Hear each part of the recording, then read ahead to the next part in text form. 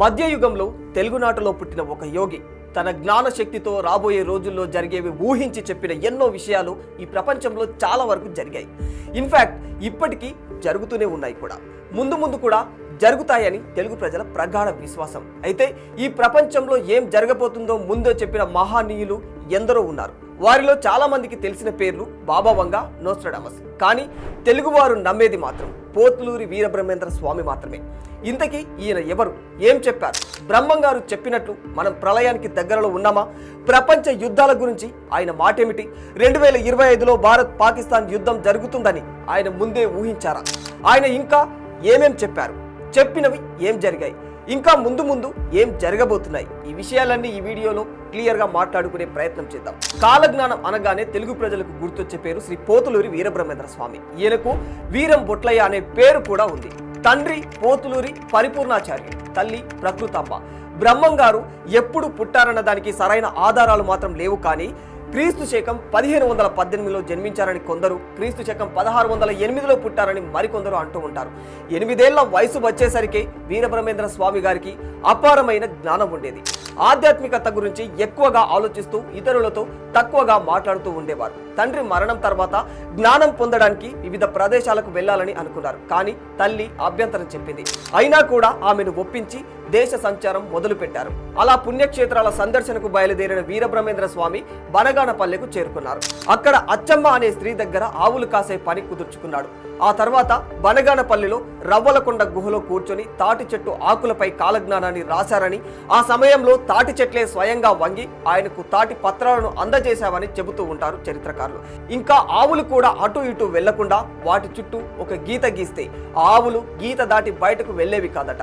ఒకరోజు మిగతా గోపాలకులు రవ్వలకొండ గుహలో బ్రహ్మంగారు చేసేవి చూసి అచ్చమ్మకు చెప్పడంతో ఆ నెక్స్ట్ డే ఎప్పటిలాగే ఆయన ఆవుల చుట్టూ గీత గీసి కాలజ్ఞానం రాస్తున్న దృశ్యాలను అచ్చమ్మ చూసి దెబ్బకు షాక్ అయిపోయింది.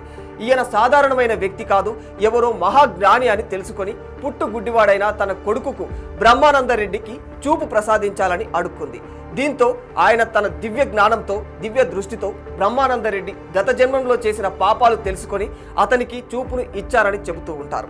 వీరబ్రహ్మేంద్ర స్వామి రాసిన కాలజ్ఞాన పత్రాలను బనగానపల్లిలో ఒక చోట పాతి పెడితే కాలక్రమంలో దానిపై ఒక చింత చెట్టు మొలిచిందట.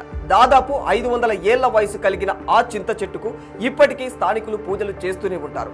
ఆయన రాసిన కాలజ్ఞాన రచనలు మొత్తం కూడా ఆల్మోస్ట్ రాయలసీమ మాండలికంలోనే ఉండటం వల్ల వాటిని అర్థం చేసుకోవడానికి చాలా కష్టమయ్యేది. కానీ ఆ కాలజ్ఞానాన్ని పల్లి వీరయ్య స్వామి అనే అతను వాడుక భాషలో ట్రాన్స్లేట్ చేసిన తర్వాత ఆ గ్రంథాలను అర్థం చేసుకోవడం ఈజీగా మారిపోయింది. అయితే 100 ఏళ్ల క్రితం బ్రహ్మంగారు భవిష్యత్తులో జరగబోయే ఎన్నో విషయాలను, మన దేశంలో మాత్రమే కాదు ప్రపంచంలో జరగబోయే అనేక విషయాలను కూడా తన కాలజ్ఞానంతో మానవాళికి అందజేశారు. ఆయన చెప్పిన ఎన్నో విషయాలు నిజంగా నిజమయ్యాయి కూడా.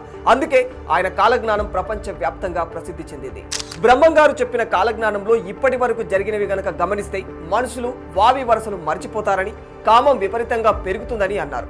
తెర మీద బొమ్మలు గద్దెలెక్కుతారు, రంగులు చూసి ప్రజలు మోసపోతారని చెప్పడం జరిగింది. దీని అర్థం ప్రస్తుతం సినీ నటులు రాజకీయాల్లోకి ఎక్కువగా వస్తూ ఉన్నారు. తమిళనాడు మాజీ సీఎం జయలలిత, ఒకప్పటి ఉమ్మడి ఆంధ్రప్రదేశ్ మాజీ సీఎం ఎన్టీ రామారావు సినీ రంగం నుంచి వచ్చిన వారే. అలాగే చిరంజీవి, విజయశాంతి, పవన్ కళ్యాణ్, విజయ్ దళపతి, ఇలా చెప్పుకుంటూ పోతే చాలా మంది సినీ రంగం నుంచే రాజకీయ రంగంలోకి అడుగు పెట్టారు.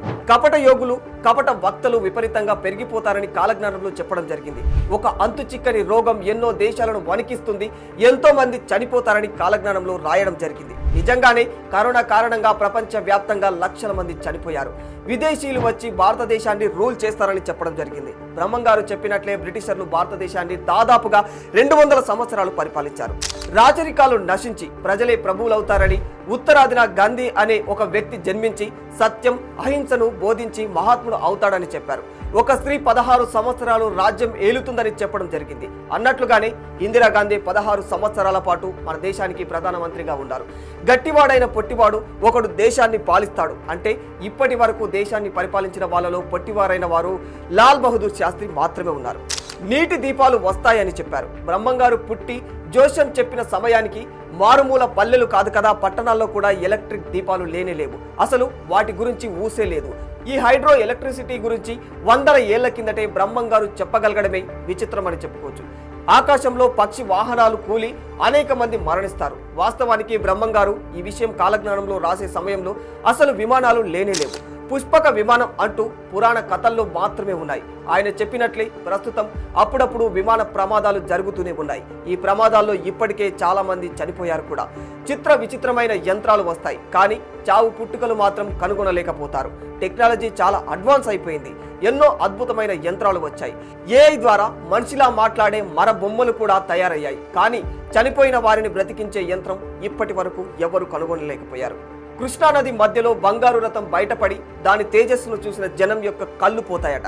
శ్రీశైల మల్లికార్జునుడు భక్తులతో మాట్లాడతాడని, యాగంటి బసవన్న రంకెలు వేస్తాడని, మధుర మీనాక్షి భక్తులతో మాట్లాడుతుందని, రాయదుర్గంలో రామచిల్క వీరధర్మాలు పలుకుతుందని, పెనుకొండలో పెద్ద పులులు తిరుగుతాయని, నెల్లూరు నీట మునిగిపోతుందని, అర్ధరాత్రి సూర్యోదయం అవుతుందని, కంచి కామాక్షి కన్నులెర్ర చేస్తే దక్షిణాది జనులు మరణిస్తారని ఆయన వందల ఏళ్ల కిందటే చెప్పడం జరిగింది. ఇక బ్రహ్మంగారి కాలజ్ఞానం ప్రకారం 2025వ సంవత్సరంలో ప్రకృతిలో మానవుల్లో అనేక మార్పులు జరుగుతున్నాయట. భూ వివాదాలు, మత కలహాలతో దాయాది దేశాలు రెండు కొట్టుకు చేస్తాయట. ఇంకా ప్రపంచ వ్యాప్తంగా కూడా యుద్ధాలు, ప్రజల మధ్య వైరంతో కొన్ని దేశాలు విలవిలలాడతాయట. ఆకలి దుర్భిక్షం ప్రపంచాన్ని బాధిస్తుందని, ఆకలి దప్పికలతో చాలా మంది ప్రాణాలు పోగొట్టుకుంటారని, భూకంపాలు, వరదలు, తుఫానులు మరింత తీవ్ర స్థాయికి చేరుకుంటాయని, సముద్రం నుంచి వింత వింత జీవులు బయటకు వస్తాయని, ఇది ప్రళయానికి సూచికగా భావించాలని వందల ఏళ్ల కిందటే బ్రహ్మంగారు హెచ్చరించారు. బ్రహ్మంగారు చెప్పినట్లే 2025 ప్రారంభం నుంచి ప్రపంచంలో ఏదో ఒక చోట ప్రకృతి విపత్తులు కలవర పెడుతూనే ఉన్నాయి. వరుస భూకంపాలు వణికించాయి. అన్నట్లుగానే పాకిస్తాన్ పెంచి పోషిస్తున్న ఉగ్రవాదులు తాజాగా పహల్గాంలో మతం పేరుతో మారణ హోమం సృష్టించారు. ఫలితంగా ఇండియా పాకిస్తాన్ మధ్య యుద్ధ వాతావరణం అలుముకుంది. రష్యా ఉక్రెయిన్ మధ్య కొనసాగుతున్న యుద్ధం ప్రపంచ ఆర్థిక వ్యవస్థపై పెను ప్రభావం కూడా చూపుతుంది. పెట్రోల్ ధరలు ఆకాశాన్ని అంటుతున్నాయి.